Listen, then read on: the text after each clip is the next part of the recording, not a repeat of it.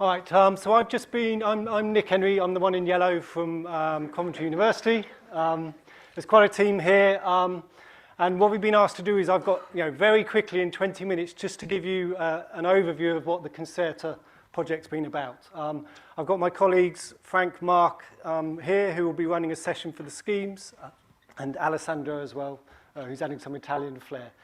Philip, unfortunately, can't be with us because he's ill. And Lizzie's on maternity leave, just having a baby, so that's good news.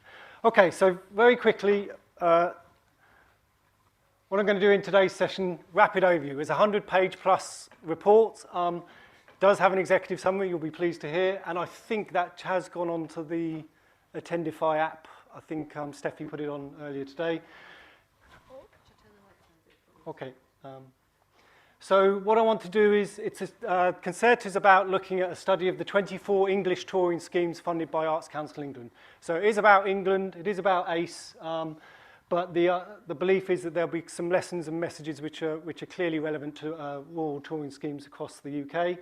I'm going to very quickly give you an idea of the methodology, some of the findings. This was very much about trying to get to the nuts and bolts of the touring schemes. And hopefully you'll see those in some of the descriptions I'll give you in a minute.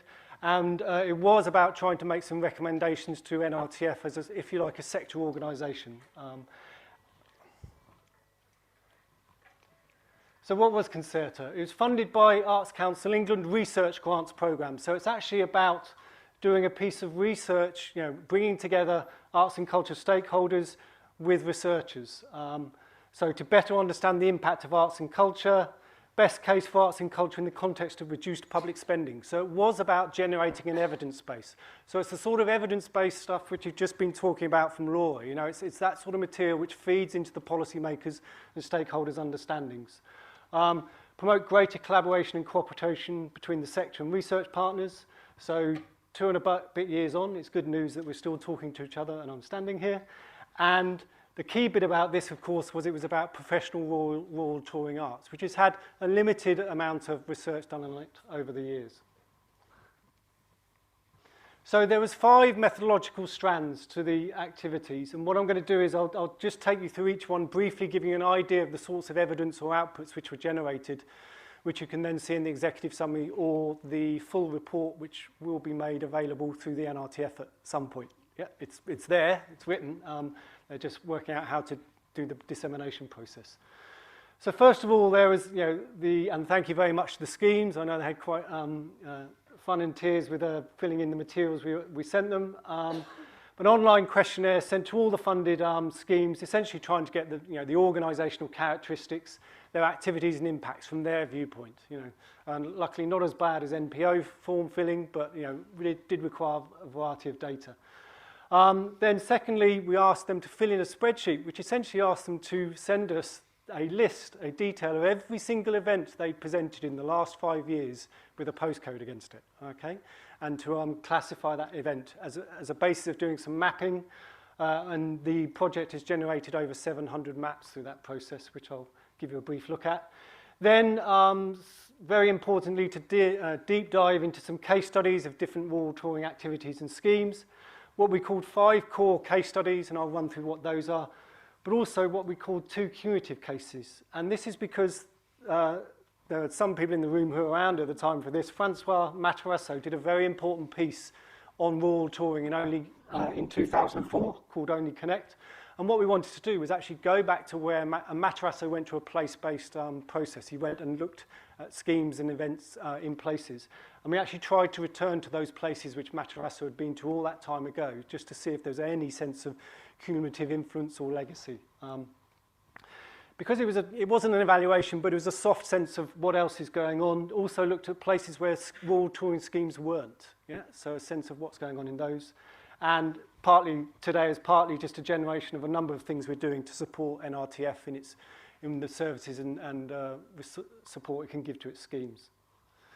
So just a flavour of the sorts of things which were generated in the report. This is the national stats one. This is putting together the 24 scheme returns, if you like.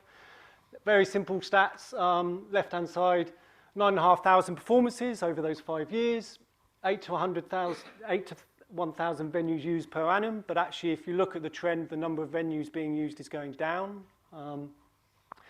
Audience of 703,000, and an amazingly consistent audience across those 5 years of around 74 every year, even if you take into account the slightly changing activities which are taking place.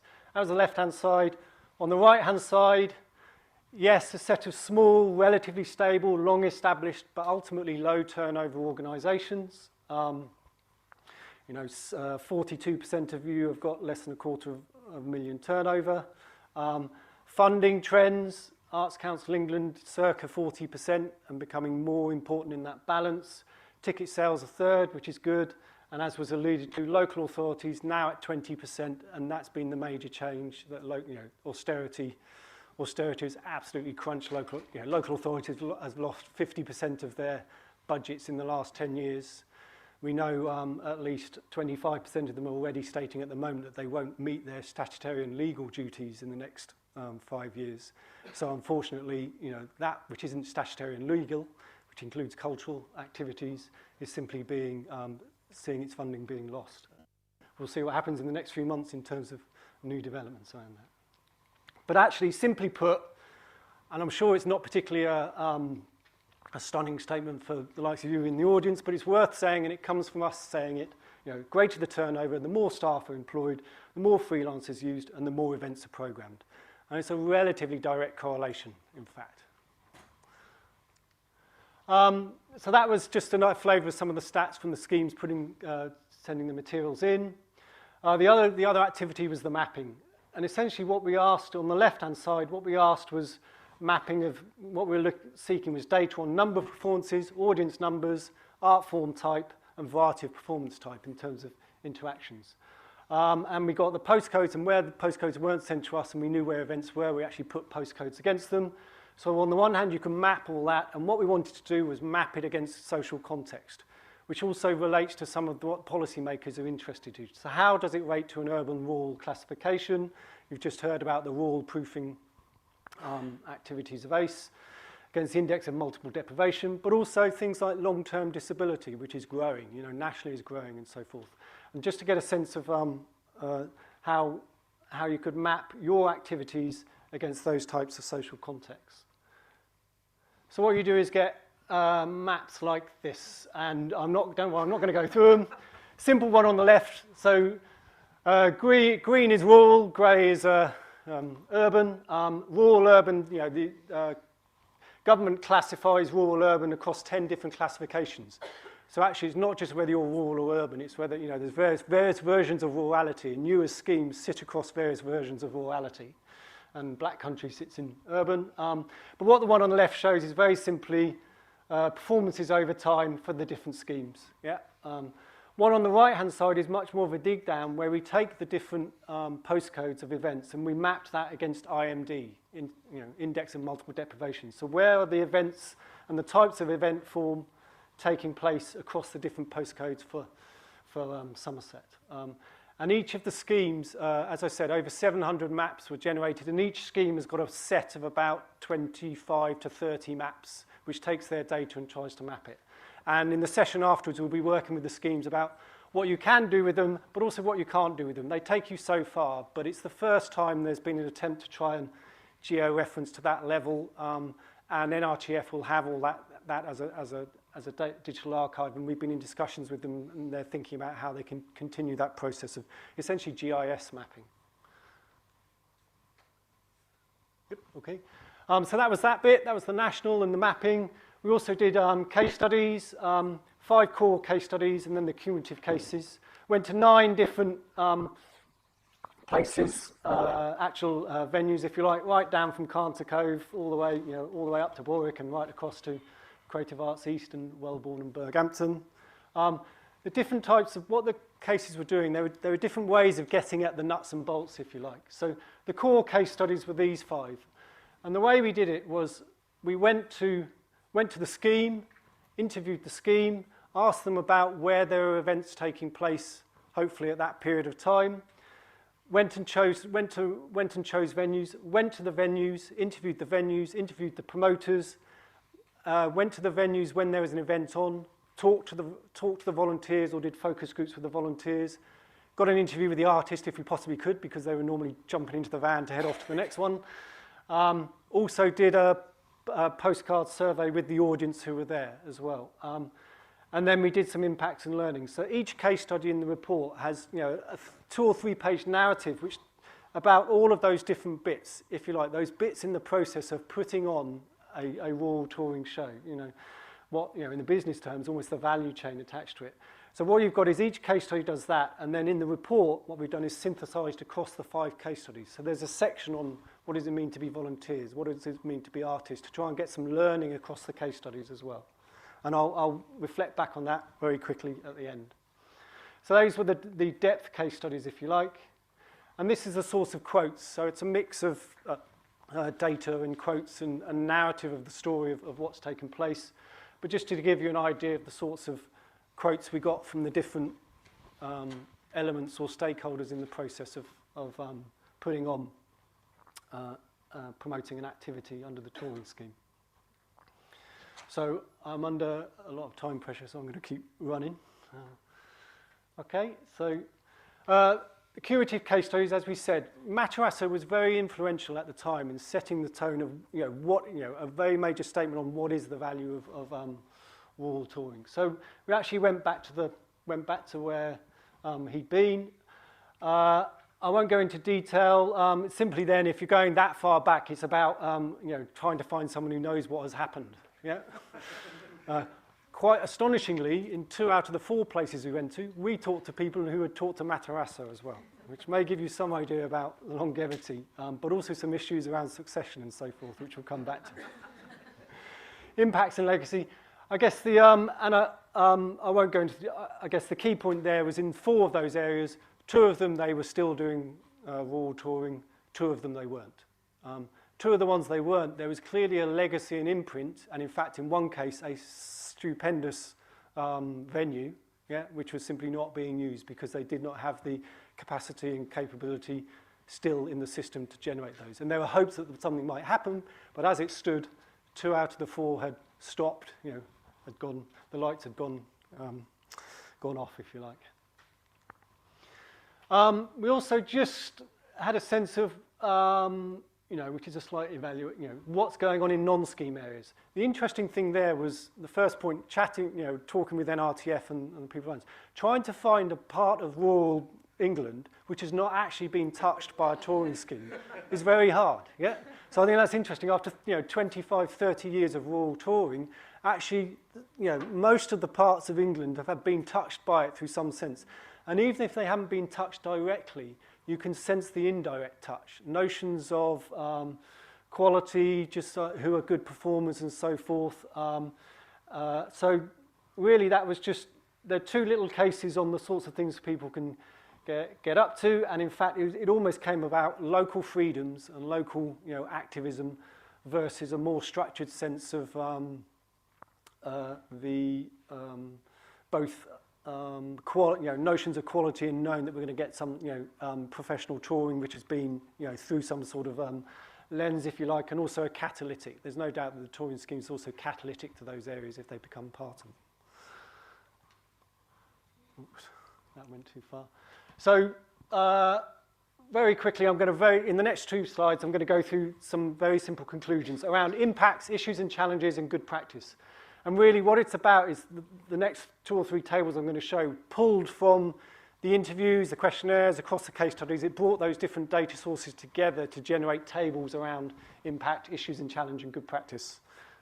And unfortunately, the table's got slightly, you know, whatever Microsoft says, when you move it from one system to another, which is why I also do work on driverless cars. God help us if you think of how computers talk to each other. Anyway, we'll worry about that another time. And Coventry is the test bed for this stuff, so that's even more worrying as a city. Promotes participation in the, and at one level, a lot of this is nothing, I mean, most people would recognize this. It's about structuring it and putting it as a statement out there once again with the types of evidence reviews which are taking place. So engagement, participation and inspiration through arts and creative activities, building arts and community assets, which is both not just about activities, but income streams, into centres and hubs, and increasingly those cultural hubs are becoming hubs. They are the hubs. They are the anchor institutions, as you know, the post office, you know, various other bits of the village are disappearing. Yeah, so actually, those in some instances, those hubs are increasing their role as community anchors. We know about the generating individual and community capacity, but again, coming back to some of the languages around placemaking, around geographical balancing. I'm involved in Coventry City of Culture. The drive there is how you get social and community activism through cultural activism. So there's a much more place-based, bottom-up, organic community development type element to the language of the stakeholders at the moment. Yeah? And if anything, with left behind places and stuff and all that, that's going to get ripped further through policy making, and you're doing it. That's what you do. You know, it's very simple languages, but that's what you're doing. And what is very clear, as has been articulated, and some of the talk today is, you know, it's about community as well. You know, it's about culture and community working together. And I'll come back to a couple of Matarazzo quotes on that. And fundamentally, you know, the language of today is social cohesion, and some really interesting stuff around. You know, providing non-threatening environments, you know, building, you know, avoiding social isolation and developing a sense of pride in the community. Precisely that point about they will come along to it because it's a community event, which happens to be cultural as well, and the vice versa. Yeah. So issues and challenges, again, the Rye smiles, I'm sure, at some of these. You know, the reducing subsidy model, reaching a point, you know, how often can you keep cutting, you know, how much money have you got to keep putting the subsidy in to get the schemes to adopt, get the promoters and venues to adopt the activities you're offering and be able to put them on. What is quality anyway? Arts Council England have, you know, been spending a number of years working that one out. Still going strong. Limits to the model, and this increasingly, you know, we talked about having an infrastructure, very important about having that infrastructure, but it is stretched thinly. I just discussed about the ones which the lights have gone dark, and they are continually going dark on lots of different cultural venues and places. So, you know, and the contradictions of professionalisation versus volunteer, you know, GDPR, all those sorts of things. Achieving cultural diversity, so, you know, diversity is a challenge to the whole arts and cultural sector right through, whatever part it is at the moment. Succession, you know, there is a sense that the, you know, quite clearly there is an issue of, you know, keeping the skills in the, and passing the skills on to successive elements of the community. And what do we know about the local people who do not attend? So these are nothing, so these are just a variety of different things which were cropped up through the interview process. The good news is that there is some, you know, what we were also after was trying to get the schemes to tell us about the good practice responses to these. And the session afterwards will do a little element of that as well. And there are a number, both at NRTF level, a variety from the schemes. And remember, we only talked to 5 schemes in detail. And also the venues as well. So there are responses out there, and I think one of the ambitions of NRTF and these events here is to try and keep, you know, so much of the learning is actually with you doing it, yeah, and it's about getting that learning and those discussions across you as an infrastructure and organisational group, if you like, because people are responding to these different types of challenges, and you know, the system is undoubtedly under a lot of stress, yeah, and part of it is to try and build on what, you know, the assets and skills and capabilities you do have to help. There's a delay. Got there. Okay, so you shouldn't have too many recommendations, so we did 5 simple ones, generally to NRTF. The first one was, you know, the process of sector-level development of impact reporting. Impact reporting is, you know, the last 10 years, you know, everything is about impact reporting, and it's a big strain on capacity in the third sector, civic society in particular. There's a slight backlash going on at the moment, but fundamentally impact reporting is here and here to stay. Everyone does good. What they want to do is say whether you're good, but is your value for money better than someone else's, unfortunately. That's what happens now because public resources are so scarce. So it's about getting that annual message out about the sector, some very simple messages about what the sector's doing every year.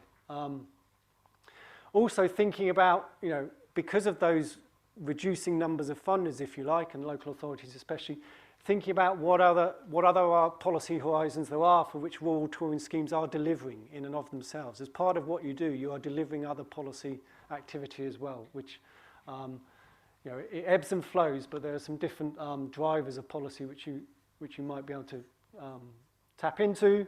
What was recognised was very much that what support NRTF is able to give to the schemes was valued. Great term from someone about help fuel, whether it's strategic initiatives or just training, etc. Strategic responses to key challenges, which is for the sector and its stakeholders more broadly. You know, succession and sustainability, funding and finance, diversity and cohesion. There are structural challenges to the system, which are structural challenges which, you know, arts and culture are facing, you know, in different parts of the system as well, and indeed, you know, any form of funding of public good activity is under pressure against. And one in particular, which actually has already been picked up, I think, on Thursday, is about, you know, health and well-being, which again is one of those agendas which has really come up in the last five years or so, 5 to 10 years. And what you can show from just our soft evidence, let alone other evidence, is that you deliver a hell of a lot of what are called health and well-being outcomes, which have previously not really been on the radar to some extent of a lot of funders, but definitely is now, even at city level. You know, City of Culture is also part of what City of Culture about is one of the things it will be aiming to deliver out of its 3 or 4 major outcomes is about health and well-being, actually. Yeah, that's one of the things it will be tested on. So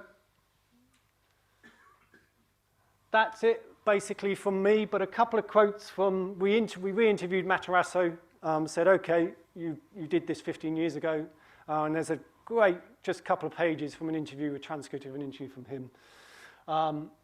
He's very, you know, he has a very long, you know, one sense that the, you know, community, cultural activity ebbs and flows, but is always there. You know, English villages, Welsh villages have been there hundreds and thousands of years, and they will continue to be communities generating their thing. And it's about how you help curate that, if you like. And this other point, which I think is a great one, which I would argue has been reflected in the research again. You know, it's a restatement in some senses of what Matarazzo was doing, but in an updated language, if you like, being aware of the types of stakeholders you're now trying to talk against. So that's a very quick run through, as I say, of 120 odd pages. We tried, some of it's dense, but a lot of it we tried to put in narrative and just show the string of pearls which makes up what is a rural touring scheme and its delivery of events in its area, just to give so you can get some context and understanding of where you fit and the types of activities which others around you are doing as well. And hopefully, you know, it'll contribute to the conference over the next few days. And I believe there is a panel who are just going to make a few comments on the report as they've seen it. Okay, thank you very much.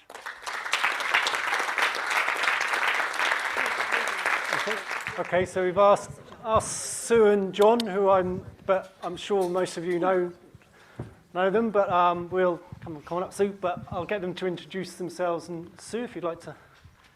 I think it's one of these things that's going to take time to really take on board the impact of this research. It's been a 2-year process as a case study, and I think like the rest of you, when I received the email that said, please give us 5 years worth of your data, I had a kind of moment, but fortunately because we're part of the national portfolio, you should have all of that ready in a nice handy folder. And we never said that either. And you just cut and paste it across. So I think the value of what you gain from this is what you put into it at the beginning. And what we found with Spot On is the interesting process of watching the maps appear whilst watching your methodology and the way you worked with our promoter. And that was really valuable. But for me, what we've come across with is the narrative that comes from the maps. I love maps anyway. I love a good look at a map, and we spot things, and we think that at some point I'm going to have to use that for something, and you need to remember what it is. And for us, we unearthed our impact across some of the urban areas, the areas of multiple deprivation that we work in, which we knew but are really clear in some of our maps with Spot On, because we do library touring as well as rural touring. And also the extent of long-term disability in some of our audiences we had no awareness of, and the overlaying of the maps has given us that insight. And also being able to take it back to Francois' original research as well, because I've been in rural touring long enough, haven't we all, to have seen that journey and how things have progressed and changed in the quality of the data that we have as rural touring networks. So I think for me it's a question of saying, I've read most of the report, I've read all the bits with us in it, as you do. I've read the summary, I want to go back and read it again and really apply it, and I really want to know, for me, what's different, what really stood out, what can I learn from someone else that you've spoken to that I can share some practice with, or maybe they've done that I haven't done, but because actually we're quite similar, we could actually work more closely together. So I think it takes time to really understand the impact, but I'd like to see where we go over the next few years. Is that Yeah, that's great. Thank you very much. Oh, I love a good map. For my sins many years ago, I was actually a geography student, so I love seeing all this sort of stuff. But I think for me it goes a lot deeper. I have not looked at all of the maps yet by any means. Our sins we run a lot of schemes, and there's a lot of maps. So I sort of just picked out three things, and I thought what it's going to do for us is at the local level, we're going to be mining it for all of our wonderful data and the quotes and the comments. And we're going to translate that a bit into how we can take how our field workers can go and talk to potential new communities about what it can do for them as part of what they'll be doing in their community, about what they're doing wider in their community. And it's going to give us an awful lot of facts and figures which will translate into different ways of delivering at that very local level. At our sort of county and district and scheme level, we'll be mining it for the sort of the facts and figures. And I think we're going to be using that in so many different ways, in reports, and in applications, and in arguments with local authorities, to just give it that rigour which we haven't been able to do in the past. I mean, Live and Local has collected a lot of data in the past, but it's us that's done it. And whilst we believe that what we've found out is very useful and we use it, what this does for me, and I think this is the third point, and this is a point which will be particularly relevant on the national level, it pulls it together, and I've just written it down in an authoritative, with clout, in a timely manner and an academically rigorous manner, and it doesn't just say Live and Local or Scheme X has done it. This is a serious, big, hefty bit of research which we can all mine and use in different ways and at different levels. I particularly like some of the recommendations. I haven't read it all in detail yet. I've done a skim read and looked at the bits which are about us, of course. And we are one of those schemes where one of the long-term things, the venue, disappeared off our map for a while. But actually, had they interviewed 6 months later, they're back. Yeah, and I think we all know that history, that's what happens as well. So I think that we'll find it hugely useful, both at this very statistical and mapping level, but also at the very local level, to tell people what other people's experience have been around the country. The recommendations at the end and the challenges that have been thrown out there, we all recognise, and we certainly recognise, and I think certainly at Live and Local we've been banging on about community development and personal development and health and well-being, and it falls on deaf ears so often in some of our local authority funders in particular, but this piece of research I think will give us a bit of clout and a bit of heft behind it. And I'm looking forward to using it in those sort of ways. So, I mean, thank you to Coventry University and to the people who've helped pull this together. I know that it's been a hard old slog to get this to where this has got, because it's hard work, as you say, sort of turning up and going, 5 years' work of oh, blimey, have we got that? I mean, that nearly goes back to the times before computers, and I remember those. So thank you very much, and hopefully it will be extremely useful. Okay, thank you very much.